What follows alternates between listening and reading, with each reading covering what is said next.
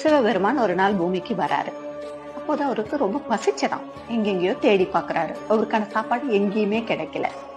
அப்பதான் அந்த பக்கமா ஒரு தொழு நோயாளி உட்கார்ந்து சாப்பிட்டுட்டு இருக்காரு. அவர்கிட்ட போய் கையை நீட்டுறாரு. தொழு நோயாளி ஆச்சரியத்தோட அவர் பார்த்துட்டு அவர் சாப்பிட்ட இந்த தட்டோட எடுத்து அவர்கிட்ட கொடுக்கறாரு. அதையும் எம்பெருமான் அன்போட சாப்பிடுறாரு. 2 பேரும் பேசிட்டு இருக்காங்க. திரும்ப அந்த தொழு நோயாளி எந்திரிச்சு ஓடுறாரு. ஓடி அடுத்த வேலை சாப்பாடோட வராரு. வந்து அதையும் எம்பெருமானுக்கு கொடுக்கறாரு. அதையும் வாங்கி அன்போட சாப்பிடுறாரு. சாப்பிட்டு திரும்ப எந்திரிக்கிறாரு. அதுக்கு இறைவன் சொன்னாராம், பொறுப்பா, நான் யாருன்னு முதல்ல சொல்லிடுறேன் அப்படின்னாராம்.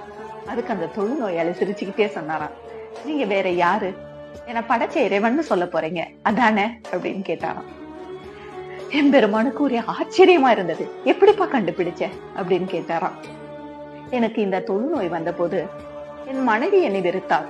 நான் பெற்ற பிள்ளைகள்லாம் என்னை வெறுத்து ஒதுக்கினாங்க. ஏன் என்னை பெற்ற தாய் கூட என்னை வெறுத்தாள். இந்த சமுதாயமே என்னை ஒரு தீண்டத்தக்காதவனா ஒரு அருவருப்பா பார்த்தாங்க. என்கிட்ட வர கூட யோசிச்சாங்க. அப்படி இருக்கும்போது என்னையும் ஒரு மனுஷனா நினைச்சு நான் சாப்பிட்ட எச்சி சாப்பாட்டை வாங்கி சாப்பிடுறீங்க. இது என்ன படைச்ச இறைவனை தவிர வேறு யாரு செய்ய முடியும்?